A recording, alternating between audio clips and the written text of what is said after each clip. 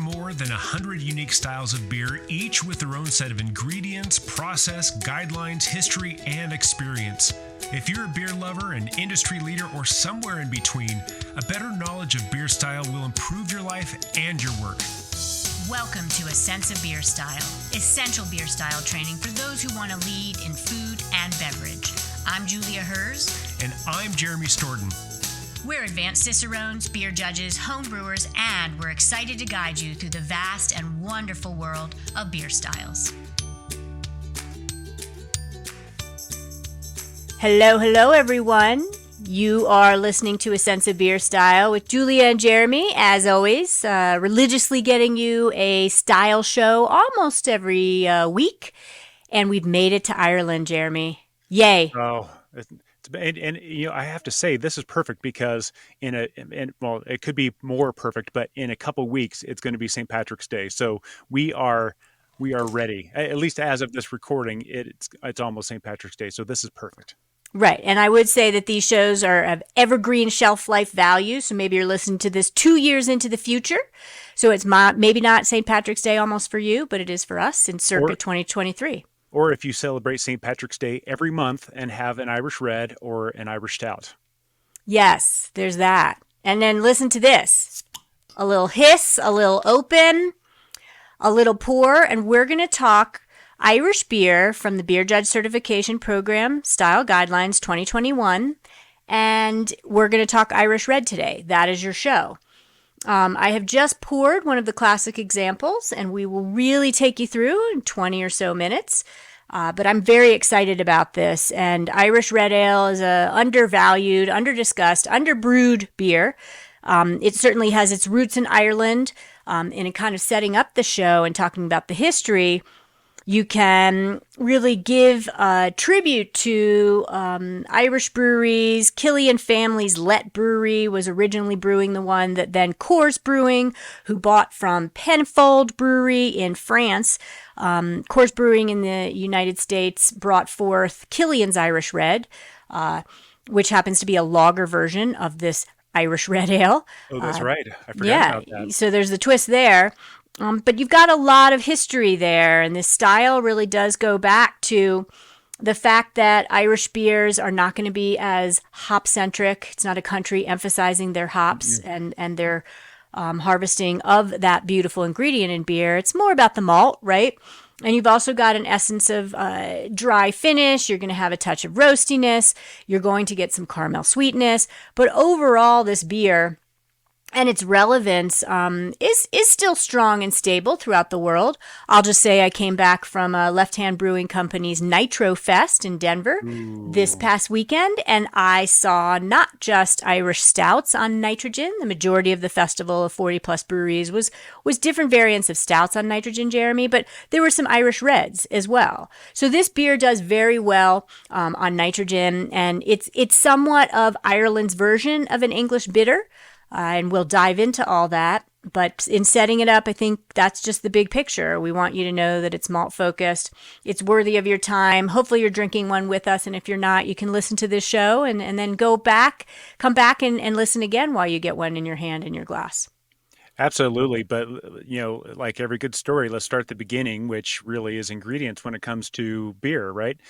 Now, this, you just mentioned that there are some versions that are made with lager yeast. And I remember from the previous BJCP guidelines, it kind of talked about that it is within the realm of decent, possibility that, some of these could be lagers. And it's not the most common thing, but it's not out of the question. So that's kind of an interesting little kind of point to make about the style, that if you see this as a lager, don't be terribly surprised, but just know it's not the norm. But we are going to start with, like all good beers, kind of a pale base malt, but they can use a little bit of caramel malts, but that's optional. Caramel malts traditionally were, expensive to make and expensive to ship. And so brewers are industrious folk, and they find ways around that if they can save money, if they can make a good beer. So it may not have caramel malts in there. If I'm brewing something like this at home, I'm probably going to use caramel malts because I love that flavor. But but typically craft versions of the stuff are going to tend to be a little bit more sweeter, a little bit more caramel malt heavy. And traditional versions may be without that. So they're going to be a little bit malt forward, but not as sweet, if that makes sense. So you have kind of a couple different, there's a wide range in what the ideal Irish red could be. But they can still use a little bit of roasted barley, maybe even some black malt to give it a little bit darker color. But that's going to bring some of that dryness, that little bit of a bitter balance into it, even a little bit of astringency depending on how they mashed and sparged and all this sort of stuff too. And keep in mind, the water profiles in Ireland make it very unique, make it kind of minerally and dry. So this is an interesting beer to drink just from the process and ingredient standpoint, because it's going to start out. It can start out very malty and big and full, and then just taper off into nothing with just a little wisp of mineral and slight dryness and maybe a touch of bitterness, but bitterness coming from the grains. This is a fantastic story of a beer, and I'm jumping into mouthfeel already, but this is an interesting beer to study. But that's the basic ingredients here. Do you have anything you want to add to that, or do you want to jump into what's next? I'll go with appearance because it's in my glass, and I will pour while you talk about it. Please do. Very straightforward appearance based on the ingredients that Jeremy described. The appearance are derived from that. So we've got medium amber to medium reddish copper color. You might not be able to see if you're actually watching and not listening. You can do both on Sense of Beer Style Show. There's like a red hue when I look at it through the light, a rust red hue, but this is definitely more copper than amber. Copper would be darker, headed its way to brown, but not fully brown yet. Clear. Definitely clear. That's what we want to see in examples of these. And then low off-white to tan colored collar of foam. You're getting that. And that often comes from the roasted malted barley. You can see a little bit of tan in the collar of foam. You know you probably have some roasted malted barley in your beer. And then some average medium collar of foam or head persistence, right? So it doesn't collapse too quickly. Very straightforward. Very, very straightforward. I'd love to hear about, and Jeremy will take aroma and then I'll take flavor. What are we getting when we start to actually do sensory in terms of what this smells like and tastes like? Yeah, well, keep in mind, this is a malt-forward beer. It's not balanced terribly by hops. There are hops in there, and it's just real light. We'll talk about that in a minute. But it's also balanced by a little bit of roast, a little bit of dryness, and all that stuff we just mentioned. But so even though it's a malt-forward beer, we're going to get probably like a low to moderately, a moderate amount of malt. It can be kind of neutral, it can be grainy, it can be a little bit caramelly. Again, there's a wide range in ingredient use and process. So it could be dry as a bone, it could be very caramelly and sweet. You can get a little bit of like a little bit of toastiness to it, a little bit of toffee. I've had some of these, Julia, that had enough esters and enough body to it that it gave me the impression of drinking red vines. Not a lot, but it was a beautiful taste and aroma that I got out of those beers when I had them. You can have very low diacetyl. It doesn't have to be there, but you can have a little bit. And of course, since we're talking about aroma, that's going to come across as a little bit of like popcorn, is typically how I get it anyway. And a lot of people get it that way as well. But when it comes to hops, you could smell no hops whatsoever. You could have just a very low earthy floral hop come through to really help balance out and just make that sweetness and just that breadiness a little bit more complex. It's just beautiful. What about the flavor? That leads to the flavor, and everything you just described would also be falling into the flavor. That optional, right? Optional hop flavor notes don't have to be there, but you actually might get some sense of earthy floral hops.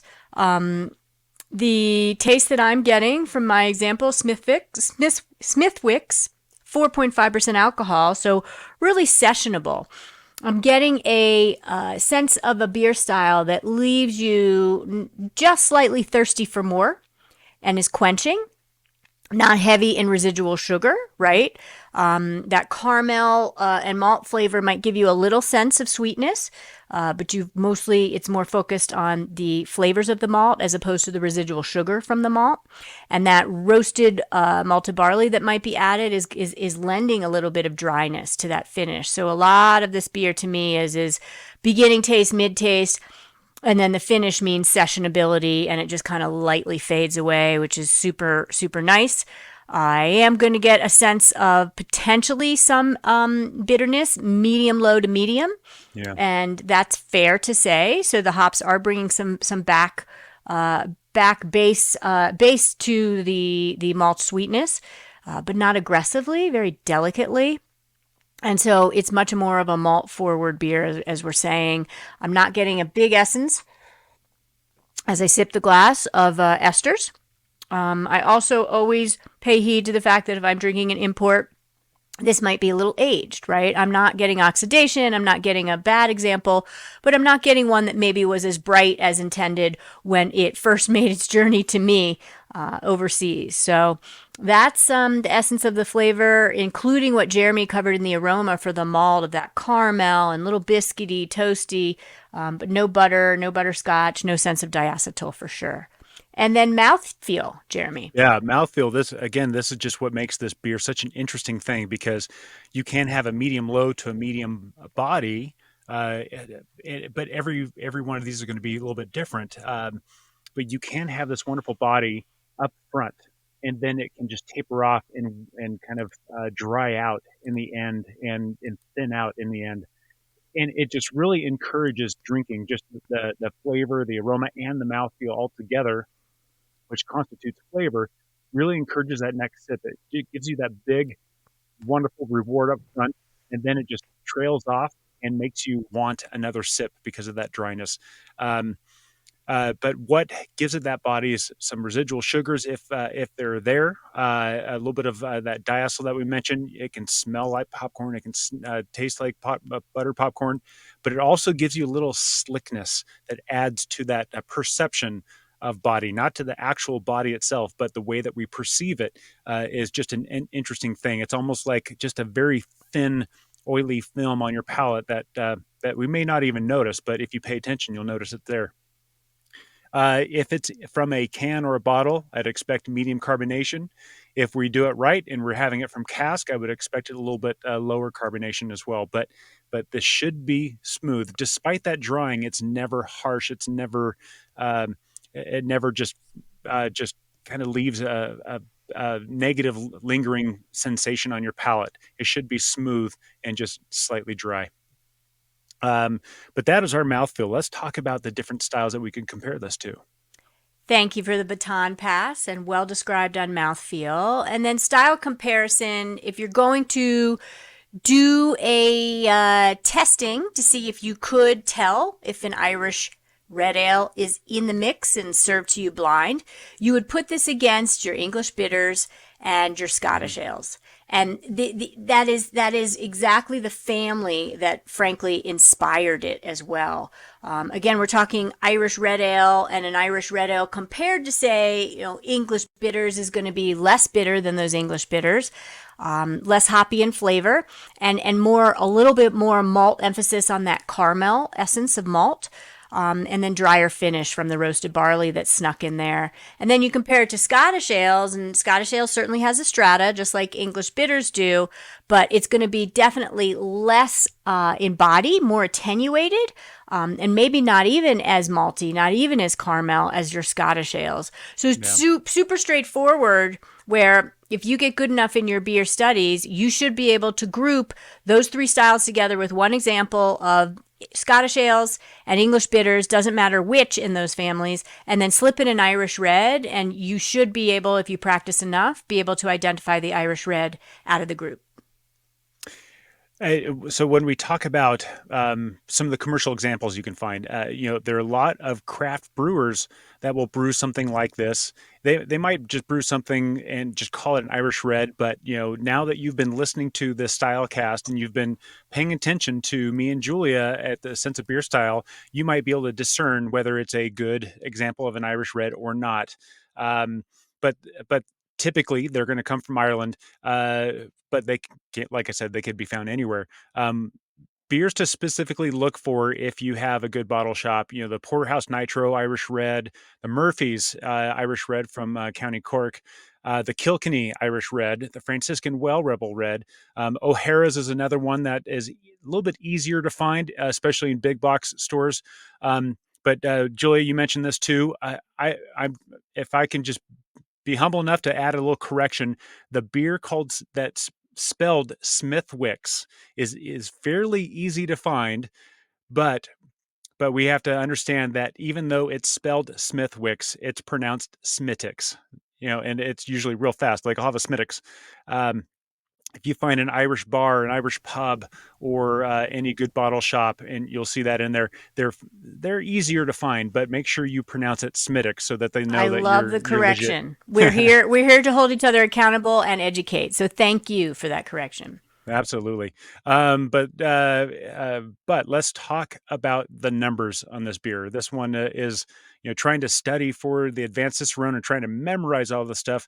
There are a few little triggers here that definitely helped me out, but I'll let you take it away.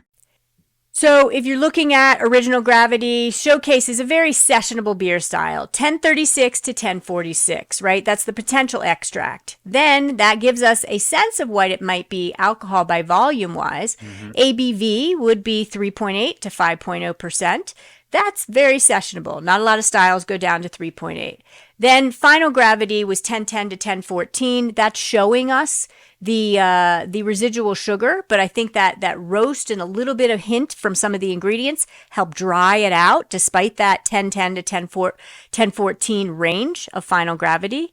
And then international bitterness units, you've got a moderate range of 18 to 28, barely discernible to a little more girth in terms of the bitterness units, balancing that residual sugar of 1010 to 1014. And then standard reference method, or SRM, color-wise for this Irish Red is going to be 9 to 14. And again, that amber to copper color, not quite all the way to brown. And then Jeremy and I religiously follow and cover in Sense of Beer Style the Beer Judge Certification Program style guidelines. They don't cover Plato. They don't cover European Brewing Convention, which is a indication of color. They don't cover alcohol by weight, which is different than alcohol by volume. So if you look at the Brewers Association World Beer Style Guidelines, looking at Irish Red, we've got Plato, which is going to take us in original gravity 10 to 11.9. And then we've got final Plato, right, at 2.6 to 3.6. Alcohol by weight is 3.2 to 3.8%. And then the European Brewing Convention, EBC, is 22 to 36. So that gives you a little bit of a more international flair on some of the statistics. Yeah. And Jeremy, you can add anything to that, please do. But then I definitely want to get into the fun stuff, which to us is always the ideal glassware, serving temperature, and then, of course, the pairings. Sure. The only thing I want to bring in is when you look at vital stats from the BJCP to the Brewers Association or to any other entity out there that is going to create their own proprietary style guidelines, you'll notice right away that sometimes the numbers don't line up just right. And sometimes there's a bit of a discrepancy. That's okay, because again, we're trying to create the bullseye of a target. Just for the sake of communication, the beer styles can be all over that target and still be considered an Irish Red, but we cannot, in any sense of time and any sense of communication, communicate that much diversity. So we have to pick one and say that there are concentric rings outside of that are still related. So keep that in mind, because if you're looking at both the style guidelines, you'll notice, hey, wait a minute, those don't line up. That's why, because we're trying to take a sample of sand at the beach and saying this is what the beach is like. But let's talk about glassware. The type of glass that I would expect within reason at any average bar would be my no-neck pint that I'm showing in the video. But for those who are watching, it's that. A no-neck pint is that American martini shaker pint, but it has a little bulge kind of at the upper third of the rim, which really, one, it's logistical, that it keeps it from scratching up the inside and causing problems for beer and carbonation release. But it's also a great way to have something to kind of your hand to hold on to, so it doesn't slip if you've had one too many of these. But because these Irish beers come from outside of the U.S., I would also expect them to have their own branded version as well. That's perfectly normal to see as well. But as far as glassware goes, we could put it in a pub mug. We could put it in an English tulip pint. That would be beautiful. I love drinking out of those. But a Nonic is pretty much the way I'd go. As far as temperatures go, this one, again, this falls into, it's going to come out of the refrigerator or out of the basically everywhere's got a refrigerator. It's going to come out at that temperature of around 38 degrees, as long as they have it dialed in, or 4 degrees in Celsius. I really want this mid-range between 40 and 50. That's where it just really opens up and shines. That's where the malt opens up and shines. That's where I just get more performance out of this glass, out of this flavor. And so that's really where I want it. How about you, Julia? I like it. In this case, I've got it in a Willy Becker, kind of ode to the Nonic pint, but I think that you nailed it. I mean, there's really no classic glassware that I've seen suggested for the Irish red ales. So I think you're right in the great space, and I too would want a little warmer than that. Refrigerator, 38 degrees Fahrenheit, 4 Celsius. I'd want it warmer to showcase. And that's exactly what's happening to this as it warms up. I'm getting a little more caramel. I'm getting a little more sense of malt. I'm getting a little more ethanol kind of volatilizing out of the glass. It's beautiful. Yeah, it's an easy to drink beer. So what would you prefer to eat with this beer? Right. Suggested pairings. I find myself, as you're talking, Jeremy, and as I'm sipping, I just want this something with lightly salted. Like I want this with salty nuts. I would like this with, some roasted cashews that have had some maybe sea salt just sprinkled over it. Something really light and easy to think about and pique the appetite. I don't see myself putting this with things that are divisive, like, say, salmon or really fishy fish types of dishes. Yeah. I see putting it with something that I want to showcase and bridge into from the malt essence. And so, your classic breaded types of elements, things that are fried and breaded would really work well with this. All those classic pies that I always think about, and everything from shepherd's pie to chicken pot pie. I like it with entrees because on a Tuesday night, I could have one or two of these and not get blotto, right? But maybe I'm having something that's really a little bit more heavy, like one of those pies that I just described, and I think it'll really work well with the base of that pie and the breading of that pie crust. How about you? So naturally, I've tried to do thorough research. I haven't written a book like you have on beer and food pairing, but I've tried to do. I always say when conducting beer research, one must be thorough, right? So I love an Irish red with big, even spicy barbecue, just because you have those flavors that add a sweetness to that mix, but then the dryness of it just really comes through and kind of cleanses your palate right afterwards. I've had this with Scotch eggs, just the big blast of protein, and this is just a beautiful beer to add a sweetness to that and then clean up afterwards. I could see this with something a little bit more vegetable and peanutty, like a pad thai, a sharp hard cheeses, like a Dublin or H cheddar is for me kind of obvious, but like a nice slice of Parmesan would be really nice with this too. Other than that, give me something like some grilled seafood or like a swordfish steak that's been grilled and a little bit of lemon on there with salt and pepper. Then this would just be incredible. Very, very exciting and fun, and I love it. I think you have described great things that everyone could consider trying. You all should try your own pairings, obviously. Absolutely. But half the point of drinking a beer is not just to drink it on its own, but to bring it with food and see which food it helps shine brighter. And so I love your suggestions. Awesome. But this is another one of those great Stylecast we've done where it forced me to drink this beer that I haven't had in a while, and I remember why I love it so much. So I'm so glad that we did this today. But to that end, cheers. Cheers to you all. Thanks for listening. Thank Thank you for listening to A Sense of Beer Style, the essential beer style training for those who want to lead in food and beverage. With advanced Cicerones, me, Julia, And me, Jeremy. Tune into the next episode as we continue exploring the world of beer styles and what to make of them. We encourage you to listen to the prepisodes to build your foundation and better understand beer styles. And before the next episode, I'd like to ask you to review the show and let us know what you'd like featured in upcoming episodes. Until next time, here's to you and your sense of beer style. Thank you for listening. Cheers.